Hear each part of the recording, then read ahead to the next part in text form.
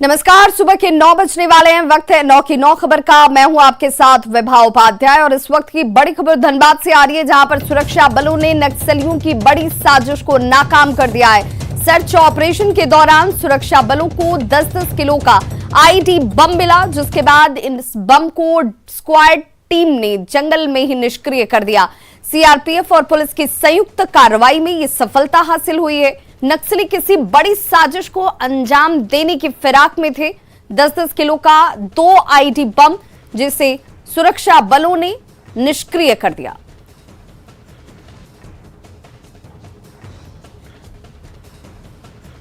धनबाद के निरसा में कोयला के अवैध उत्खनन का आज बड़ा खुलासा न्यूज़ 18 करने जा रहा है।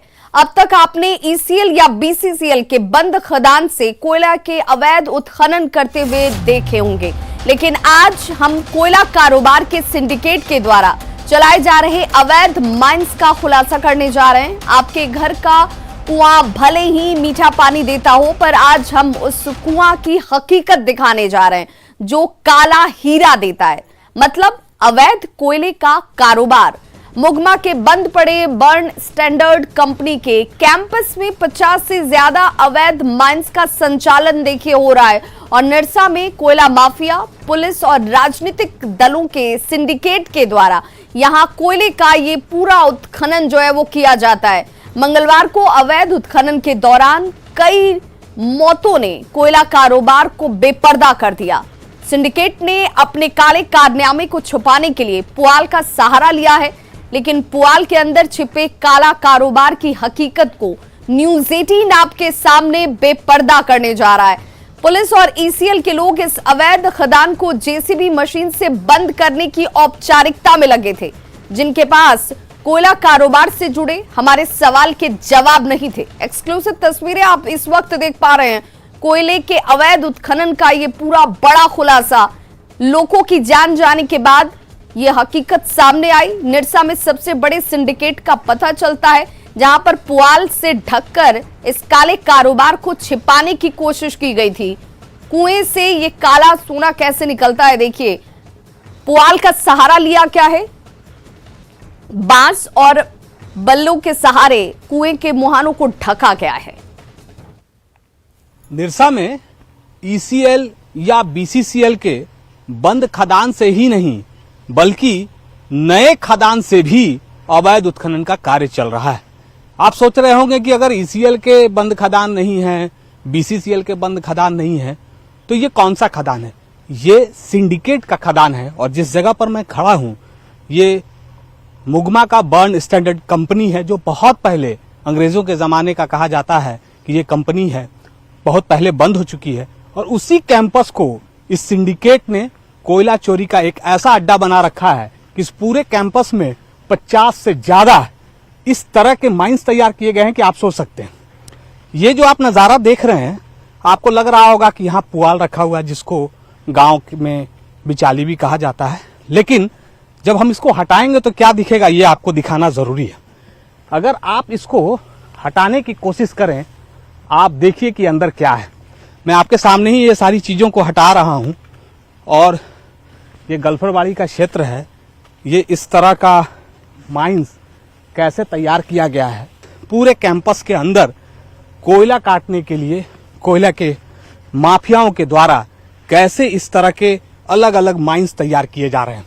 चूंकि घटना घटी है और घटना घटने के बाद जो पुलिस है, जिस सिंडिकेट की हम चर्चा करते हैं, उस सिंडिकेट की अगर हम बात करें तो सिंडिकेट के द्वारा ही ये सारी चीजें की गई हैं, ताकि लोग समझ नहीं सकें, लोगों को कुछ पता ना चले।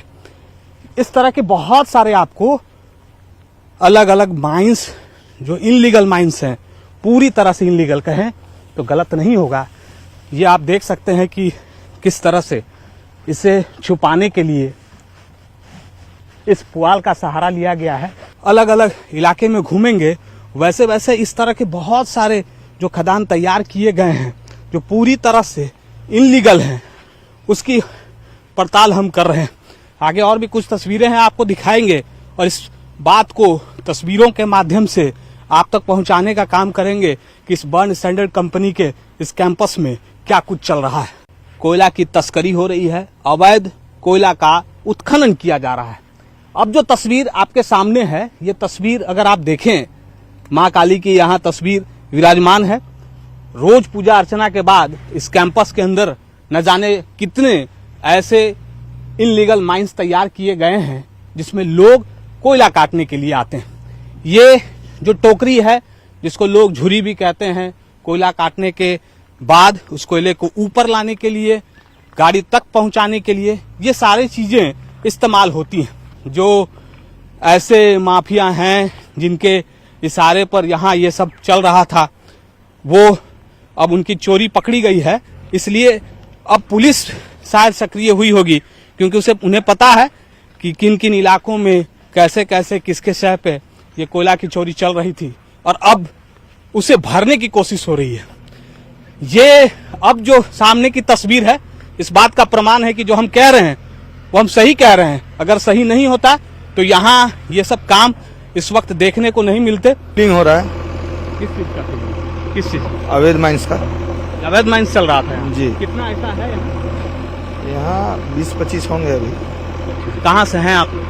हम लोग ECL सिक्योरिटी से हैं। और ये थाना गल्फरबाड़ी। ये आप लोग को आज पता चला? आज यहाँ नहीं, इधर ये तो हम फर्स्ट वीक में फीलिंग में आ रहे हैं। अलग अलग माइंस तैयार किए गए हैं, उस माइंस को भरना है। लेकिन इस पूरे कैंपस में हम बार बार कह रहे हैं 50 से ज्यादा इस तरह के माइंस यहाँ तैयार किए गए हैं। आपको जो तस्वीर हम दिखा रहे हैं, ये एक्सक्लूसिव तस्वीर है न्यूज 18 पर। अलग अलग हिस्सों में बहुत सारे ऐसे माइंस यहाँ तैयार किए गए हैं। ये जो तस्वीर है उस काले हीरे की तस्वीर है, जो सिर्फ देश में कोयलांचल के इलाके में इस काले हीरे को इस तरह के खदान में तैयार किया जाता है, इस तरह के खदान से निकाला जाता है। ये बर्न स्टैंडर्ड कंपनी का कैंपस है, और हम जिस पड़ताल को आप तक पहुंचा रहे हैं, जिस पड़ताल के जरिए इस कोयला माफिया, इस पूरे कोयला सिंडिकेट, इस अवैध कारोबार का खुलासा कर रहे हैं, यहाँ अंदर किस तरह से इसे दबाया गया है। लेकिन चूंकि तस्वीरें झूठ नहीं बोलती, इसलिए इन तस्वीरों से आप समझिए, पानी नहीं बल्कि काला हीरा देता है। और इस काले हीरे से न जाने कितने ऐसे माफिया हैं, न जाने कितने ऐसे लोग हैं, सिंडिकेट के लोग हैं। उस सिंडिकेट में स्थानीय पुलिस की बात करें, जो कोयला माफिया हैं उनकी बात करें, अगर राजनीतिक दलों के नेताओं की बात करें, वो सब के सब इसमें शामिल हैं। तभी ये धंधा दिन पर दिन फल फूल रहा है। कैमरा पर्सन संत के साथ अविनाश कुमार, न्यूज 18 निरसा। तो देखिए, इस तरीके से अवैध कुएं का निर्माण किया जाता है और उससे काला सोना निकाला जा रहा था, जिसमें माफिया, राजनीतिक दल और पुलिस एक सिंडिकेट के तौर पर ये सबकी भूमिका नजर आती है। पटना के गायघाट शेल्टर होम मामले में पीड़िता के आरोप पर FIR दर्ज नहीं किए जाने पर पटना के SSP ने अपनी तरफ से सफाई दी। पटना पुलिस की लापरवाही पर हाईकोर्ट ने जमकर फटकार लगाई थी। SSP ने यह बताया कि समाज कल्याण विभाग के अधिकारियों ने जांच कर क्लीन चिट दी थी और इसीलिए पुलिस ने FIR दर्ज नहीं की और जरूरत पड़ने पर पुलिस केस दर्ज कर सकती है। सबसे पहली बात यह है कि उसमें कमेटी का रिपोर्ट आया था कि उसका जो आरोप है बेबुनियाद है, क्योंकि वो एक ऑफिशियल रिपोर्ट है। और सेकेंडली इसमें जो हाई कोर्ट ने संज्ञान लिया है, तो एक हाई पावर कमेटी बन रही है। उस हाई पावर कमेटी में वरीय पदाधिकारी रहेंगे पुलिस विभाग के भी। उसका जब विस्तृत जांच रिपोर्ट आएगा और जांच रिपोर्ट में यदि संज्ञेय अपराध की पुष्टि होगी तो निश्चित रूप से FIR होगा। जलमार्ग को सशक्त बनाने के लिए पटना को गुवाहाटी से जोड़ा गया है और ट्रायल के तौर पर आज अनाज से लदा एक जहाज पटना से रवाना होगा। केंद्रीय जहाजरानी व जलमार्ग मंत्री सर्बानंद सोनोवाल और केंद्रीय खाद्य एवं उपभोक्ता संरक्षण मंत्री पीयूष गोयल ऑनलाइन इसका उद्घाटन करने वाले हैं। IWAI के चेयरमैन ने बताया कि यात्रा 25 दिन में पूरी होगी और इस परियोजना के तहत सारण के कालू घाट में एक इंटर मॉडल टर्मिनल बनाया जा रहा है, जिसकी आधारशिला भी रखी जाएगी।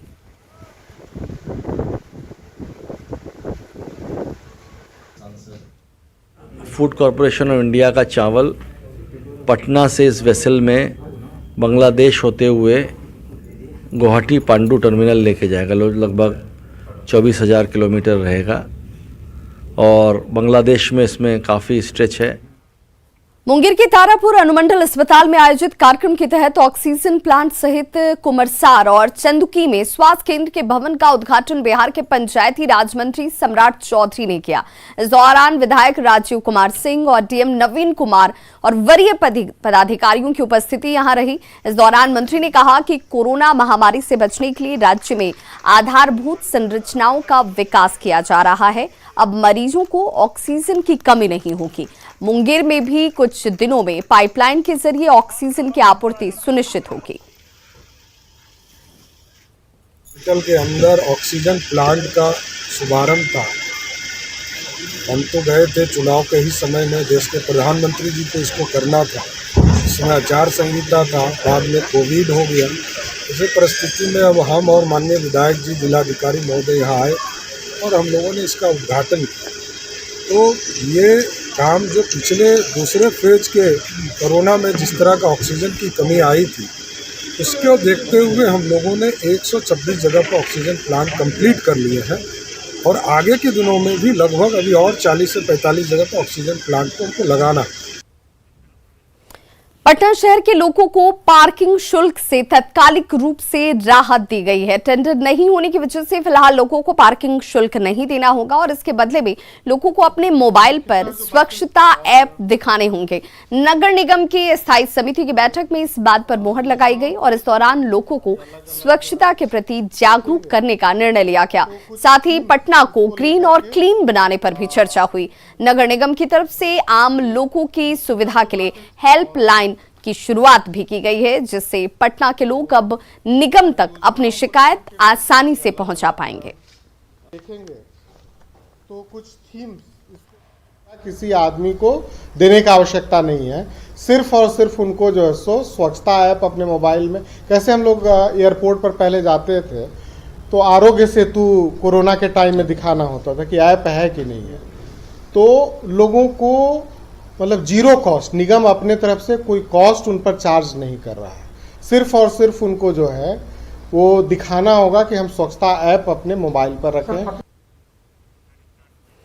जमशेदपुर पुलिस ने लूट की घटना का खुलासा करते हुए 6 अपराधियों को गिरफ्तार कर न्यायिक हिरासत में भेज दिया है। पुलिस ने मोबाइल, लूटी गई स्कूटी के पार्ट्स और बाइक को बरामद भी किया है। गिरफ्तार अपराधियों में रियाज खान और शाहिद अली उर्फ काला बाबू का पुराना आपराधिक इतिहास भी रहा है।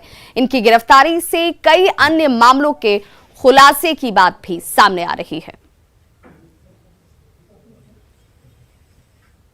इस छापामारी दल गठन करके इसमें काम किया है।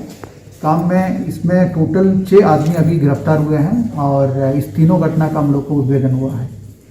जैसे कि घटना का सारांश ये है कि 12 तारीख को एक जो गाड़ियाँ लूट हुई थी स्प्लेंडर, वो गाड़ी 12 तारीख को जो चोरी हुआ था स्प्लेंडर गाड़ी, वो 15 तारीख को जो लूट हुआ था उसी में शामिल हुआ है। और जो भी बंदे लूट में शामिल है, मोटरसाइकिल चोरी में शामिल है, तो वो लोग बुढ़ावाला थाना केस में भी शामिल है। लोहरदगा सदर अस्पताल में रेमडेसिविर समेत लाखों की कीमती दवाइयां एक्सपायर हो चुकी हैं और दवा कचरे के ढेर की तरह फेंक दी गई हैं। सदर अस्पताल के कबाड़ रूम में ये दवाएं कचरे की तरह बेकार पड़ी हुई हैं। स्वास्थ्य विभाग के द्वारा लाखों की दवाइयां जरूरतमंद लोगों के नाम से खरीद तो ली जाती हैं, लेकिन इसकी उपयोगिता कितनी साबित हो पाती है, इन कचरे के ढेर को जो तस्वीरों के जरिए हम आपको दिखाने वाले हैं उसे देखकर आपको अंदाजा हो जाएगा, क्योंकि ये दवाइयां बेकार हो चुकी हैं, एक्सपायर्ड हो चुकी हैं। दवाओं का स्टॉक रखने वाले कर्मी उमाकांत कुमार सिंह का कहना है कि इनके पास जो भी एक्सपायरी दवाएं हैं वो लिमिट है, और लेकिन ये ढेर सब कुछ बयां करने के लिए काफी है। पहला तो मेरे संज्ञान में ही नहीं है, न किसी कर्मी द्वारा सूचना दी गई है, न किसी के द्वारा सूचना दिया गया है। आप लोग के द्वारा सूचना दिया गया है। अब देखते हैं वहाँ पर कि क्या सचमुच यहाँ की दवा है कि दूसरी जगह की दवा है। नंबर 1, स्टॉक लेजर से मिलान करेंगे, अगर यहाँ की दवाई होगी तो जो फेंके हैं उन पर कार्रवाई होगी। जो भी दवा एक्सपायर हो जाती है उसको मेडिकेयर के द्वारा एक्सपोज कर दी जाती है। अभी हम लोगों के पास फरवरी में मात्र 2 दवाएं की एक्सपायरी होने वाली है, जो कि हम लोग खपत कर लेंगे। अभी हम लोगों का एक्सपायर हो चुकी है, जैसे कि कुछ रेमडेसिविर सब दवाएं एक्सपायर हो चुकी है, उसको हम लोग रखे हुए हैं। प्रक्रिया वो हम लोगों की कमेटी में डीएस के द्वारा इनको डिस्पोज कर दिया जाए। अस्पताल परिसर में मौजूद है और यहाँ स्वास्थ्य विभाग और सदर अस्पताल की एक बड़ी लापरवाही सामने आई है। लाखों रुपए की दवाई एक्सपायर हो चुकी है, जिसे कचड़े की तरह यहाँ पे रखा गया है। जीवन रक्षा के काम करती थी, लेकिन अब ये पूरी तरह से बेकार हो गई है और ये कचरा में समा गई है। जब हमने यहाँ सदर अस्पताल के सिविल सर्जन से बात किया तो उनका साफ कहना है कि उनके संज्ञान में किसी भी तरह का इस तरह की जानकारी नहीं आई है। हालांकि उन्होंने कहा कि संज्ञान में लेकर हम इस पर आगे कार्रवाई करेंगे। सवाल उठती है कि सिविल सर्जन को यहाँ स्टॉक में हो रहे दवाई एक्सपायरी के बारे में जानकारी नहीं होती है, क्योंकि एक दो यहाँ दवा नहीं है। यहाँ आप देख सकते हैं कि कचड़े की ढेर जैसी दवाई रखी हुई है। ये कोई 1000-2000 की दवा नहीं, लाखों रुपए की दवा है, जो कि गरीबों में बंटने वाली दवा थी, अब सीधे सीधे बर्बाद हो गई है। खास बात यह है कि अल्प्राविन नामक दवा जो कि यहाँ कचड़े के ढेर में रखी हुई है और वह सदर अस्पताल का रिकॉर्ड में ही नहीं है। सदर अस्पताल के सिविल सर्जन का साफ कहना है कि वो दवा हमारे यहाँ की नहीं है। आखिर इस पर भी सवाल उठती है कि जब सदर अस्पताल के रिकॉर्ड में ही वह दवा नहीं है तो कचड़े की ढेर में आखिर वो दवा आई कहाँ से। आगे देखना पड़ेगा कि जिला प्रशासन और स्वास्थ्य विभाग इस पर क्या कार्रवाई करती है और इस पर आगे क्या होता है। आकाश साहू, न्यूज़ 18 लोहरदगा। तो खबरों का सिलसिला लगातार जारी है। आप देखते रहिए न्यूज़ 18 बिहार झारखंड।